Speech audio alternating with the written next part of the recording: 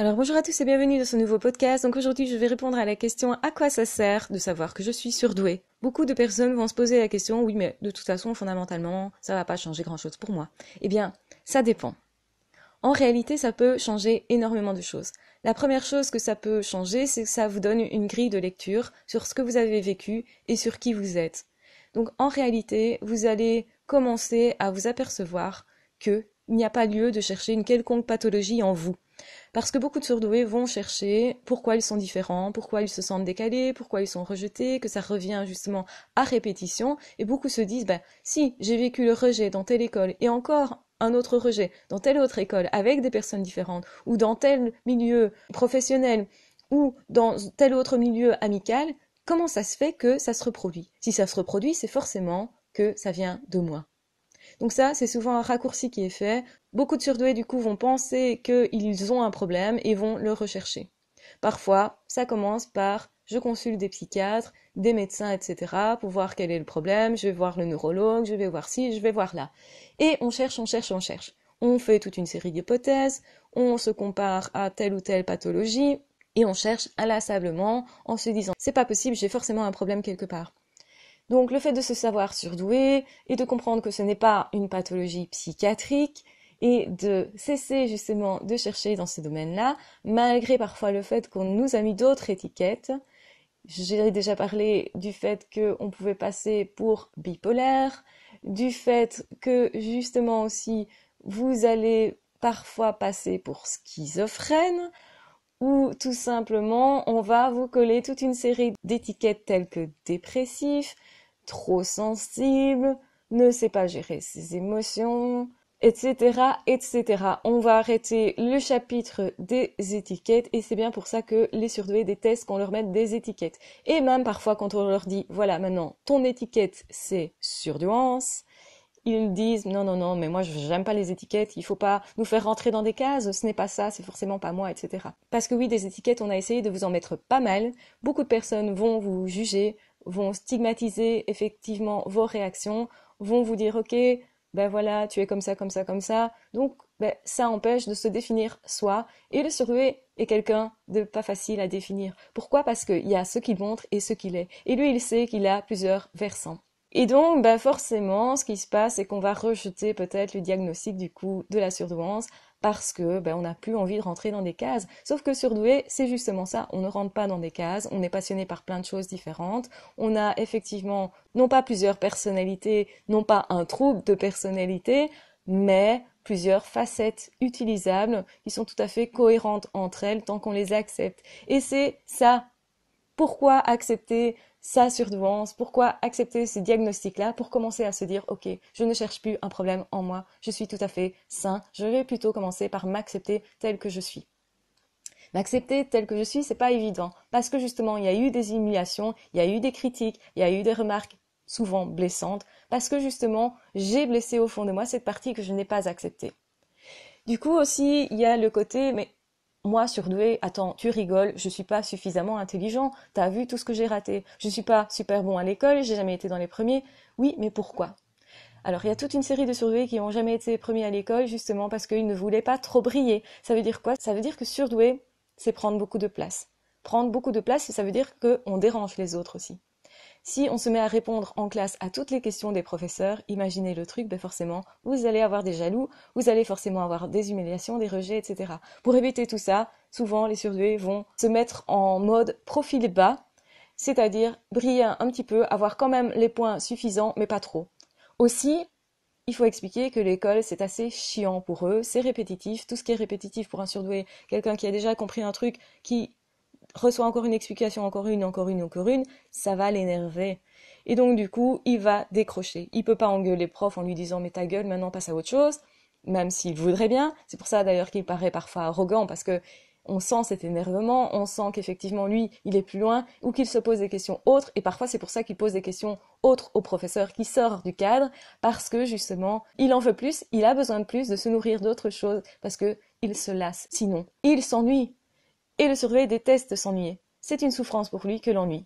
Donc qu'est-ce qu'il va faire? Il va s'inventer un monde intérieur, il va s'y réfugier, il va faire autre chose qui peut aussi énerver les profs, qui vont lui dire mais tu n'écoutes pas en classe. Et comme il sait déjà la leçon ou il a entendu quand même ce dont le prof parle, eh bien ça va énerver quand l'élève en question était distrait, mais en même temps sait répéter ce que le prof vient de dire. Donc le prof ne sait pas trop quoi faire par rapport à ça.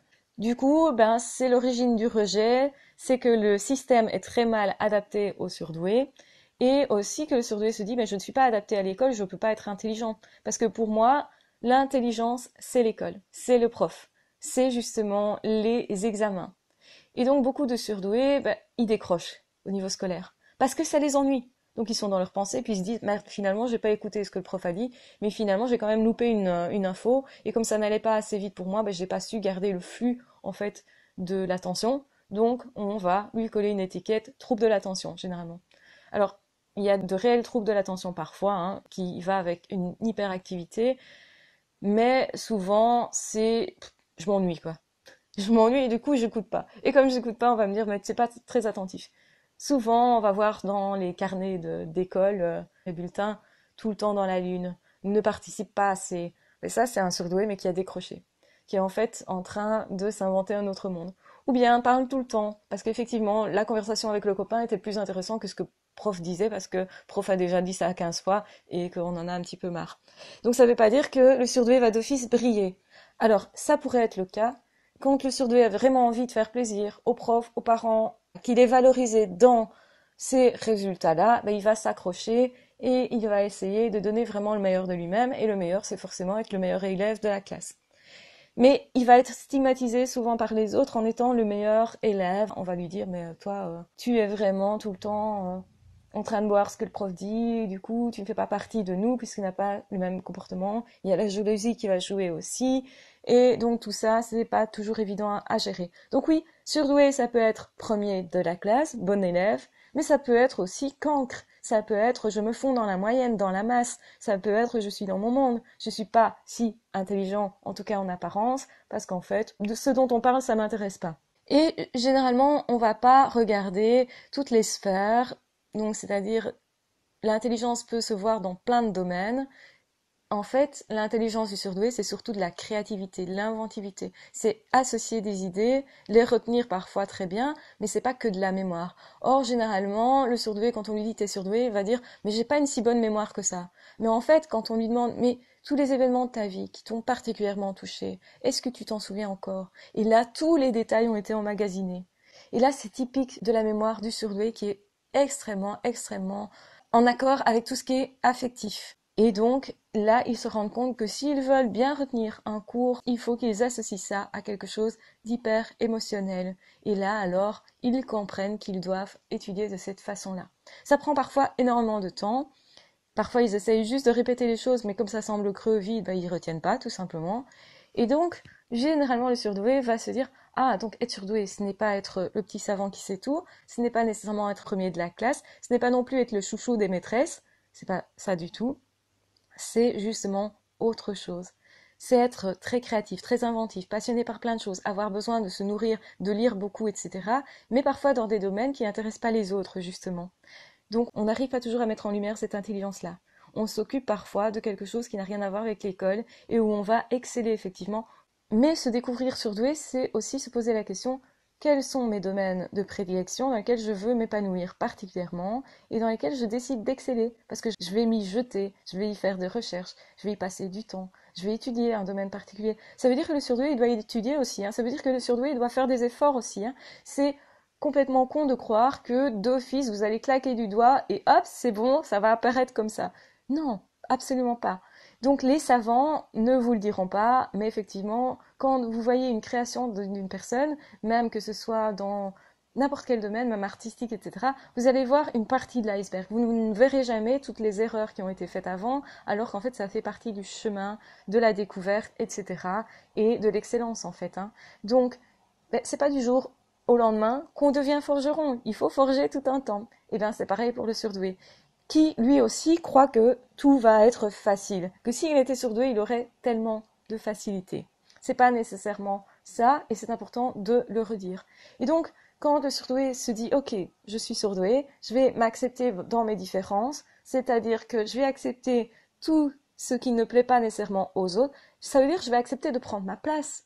Ça veut dire que je vais prendre une place que moi j'ai décidé de prendre aussi. Ça veut dire que je vais prendre beaucoup plus d'initiative et me poser vraiment aussi la question, qui sont plus d'ailleurs des questions existentielles, où est ma place dans ce monde, quelle place je veux prendre, comment je vais m'épanouir, pourquoi moi ça va faire sens pour moi. Et justement, c'est se raccorder à soi et s'autoriser à être qui l'on est avec nos valeurs. Ça veut dire qu'un autre surdoué va pas nécessairement faire le même choix. Ça veut dire aussi qu'on est très différent parfois d'un surdoué à l'autre. Donc c'est-à-dire que c'est pas une chemise dans laquelle on va se mouler tous et aucun bout ne va dépasser. Au contraire, un surdoué, c'est quelqu'un qui part dans plein de domaines, qui ne sait pas toujours où il va aboutir et s'il va aboutir d'ailleurs. C'est un chemin et il doit accepter que parfois il a l'air d'un kangourou qui saute à gauche, à droite dans un domaine et l'autre, et que ce n'est peut-être pas grave, que ça a une logique, il faut se faire confiance aussi dans sa logique. Donc comprendre qu'en fait, il n'y a pas de pathologie derrière ça, comprendre qu'on doit apprendre à se faire confiance, comprendre qu'on doit développer son potentiel, qu'on doit aussi s'autoriser à échouer, à rater, à faire des essais, à justement ne pas être trop dans la perfection. Parce que effectivement, quand on se dit je suis surdoué, donc je suis forcément perfectionniste, donc je vais viser haut. Alors c'est vrai que le surdoué généralement il vise assez haut, mais par contre, ce qu'il n'apprend pas à faire, c'est accepter ses échecs comme étant justement quelque chose qui lui signale que ça n'a pas fonctionné, mais c'est intéressant comme info parce que justement, on va pouvoir en faire quand même quelque chose après coup, ça va lui donner du fil à retordre et ça va en fait donner de l'eau à son moulin et lui permettre de créer justement autre chose du fait de cet échec-là. Donc, au lieu de voir des échecs comme des échecs, c'est de se dire je vais rebondir, je vais en faire autre chose, etc. Donc oui, se dire je suis surdoué, j'accepte cette étiquette, même si c'est une étiquette qui est quand même pas fixe comme pourrait l'être une autre étiquette. C'est-à-dire que c'est, si vous voulez, les surdoués, il y en a énormément. En fonction de votre personnalité, vous allez être plus ou moins comme ceci ou comme cela. Donc, ce n'est pas, il y a un ensemble de critères, effectivement, une façon de fonctionner, une façon de raisonner, une façon d'être au monde aussi, une façon, si vous êtes inhibé, de vous être inhibé, qui est typique. Donc, tout ça fait de votre vie un parcours très classique, typique pour un surdoué, en fait. Mais après, c'est à vous à ouvrir des portes et ouvrir les portes que vous voulez. Donc ça veut dire que d'un surdoué à l'autre, les portes ouvertes ne seront peut-être pas les mêmes. Et du coup, vous pourriez être très différent de votre voisin qui aussi est surdoué mais ne fonctionne pas tout à fait de la même façon parce que son histoire n'est pas exactement la même ou parce que ses décisions ne sont pas les mêmes. Ou peut-être parce que vous n'êtes pas au même stade non plus d'évolution. Ça veut dire qu'un surdoué épanoui, c'est un surdoué qui s'accepte pleinement. Il y en a énormément qui ne s'acceptent pas. Et si vous regardez ce surdoué-là, vous allez vous dire, mais moi, je suis pas du tout pareil. C'est quelqu'un qui est par exemple très fort dans les mathématiques, moi je suis pas du tout matheux. Alors que voilà, vous êtes peut-être orienté langue et il y a des surdoués qui ne savent pas gérer les langues, qui se disent ouais, moi ma bête noire c'est les langues justement. Donc voilà. Et donc on compare des trucs qui sont pas comparables en comprenant que les caractéristiques du surdoué, c'est pas être doué en telle ou telle matière exactement, c'est plutôt dès que je suis passionnée pour quelque chose, et ça peut être pour un truc dans lequel j'ai pas trouvé d'intérêt précédemment et qui était justement ma bête noire, je peux me mettre à me passionner pour une langue en particulier, y trouver un intérêt parce que j'ai un ami particulier avec lequel je veux rentrer en contact, et là comme j'ai un intérêt, je commence à exceller dans cette langue-là. Alors qu'avant, je pouvais pas. Ça me semblait indigeste, parce que ça n'avait pas sens en fait. Et donc c'est ça un surdoué, c'est pas nécessairement être doué dans un domaine particulier, parce qu'on entend facilement, tous les surdoués sont doués en maths, tous les surdoués s'intéressent aux planètes, tous les surdoués s'intéressent aux dinosaures, tous les surdoués s'intéressent à l'archéologie, tous les surdoués comptent très vite, alors que pas du tout, pas nécessairement. Tous les surdoués sont bons en orthographe, tous les surdoués sont doués à l'école, tous les surdoués sont le chouchou de la maîtresse, tous les surdoués sont l'élève modèle avec ses petites lunettes, etc. C'est pas ça du tout. Et effectivement, il y a des surdoués qui fonctionnent comme ça, qui ont pris ce pli-là, et justement, ce qu'il faut pas confondre, c'est que vous pouvez pas vous faire rentrer. Donc l'étiquette, elle n'est pas si étiquetée que ça. Si je peux me faire comprendre par là, c'est que effectivement, le terme surdoué est plutôt vaste, mais surtout, cessez de vous dire que c'est une pathologie, parce que tant que vous cherchez une pathologie au fond de vous, vous perdez du temps, vous perdez votre vie, vous êtes en mal-être, vous allez vous brimer, vous allez justement vous empêcher de prendre une place dans ce monde, vous allez vous empêcher de vivre tout simplement. Et le jour où vous découvrez que vous êtes surdoué, comprenez bien que vous ouvrez une porte devant vous et que vous avez l'horizon devant vous et que c'est après à vous à sélectionner, et vous devrez sélectionner vers quoi vous allez. Parce qu'on ne peut pas tout faire dans la vie non plus au même moment.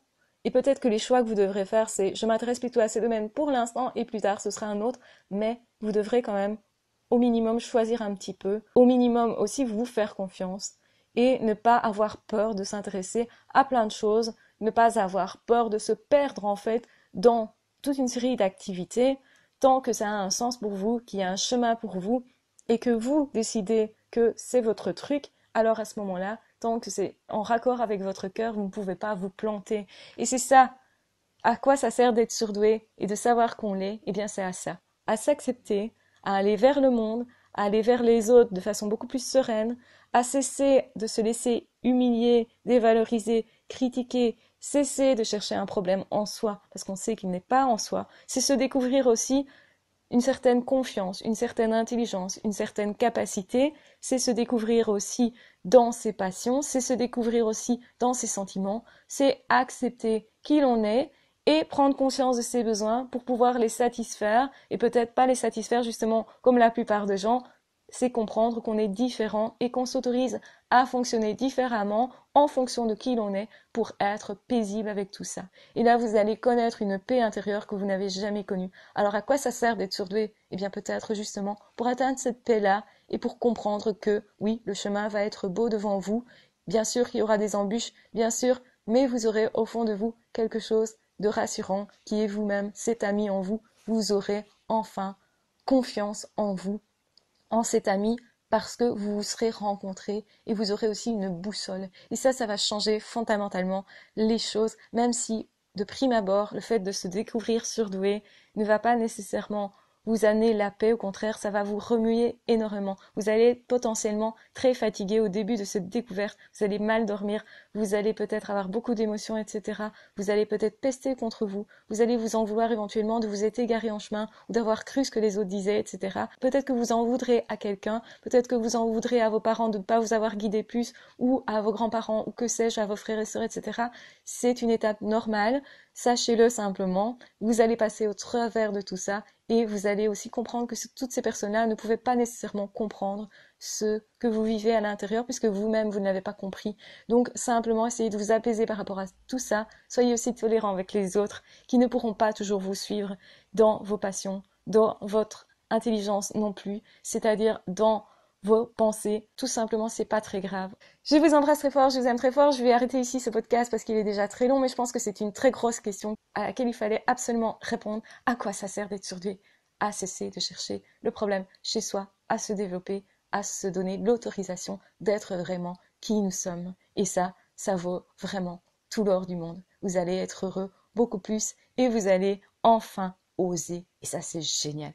Je vous embrasse très fort, je vous aime très fort. Osez, soyez vous. Et on se retrouve très vite dans d'autres vidéos ou dans d'autres podcasts. Ah, ciao, bye bye.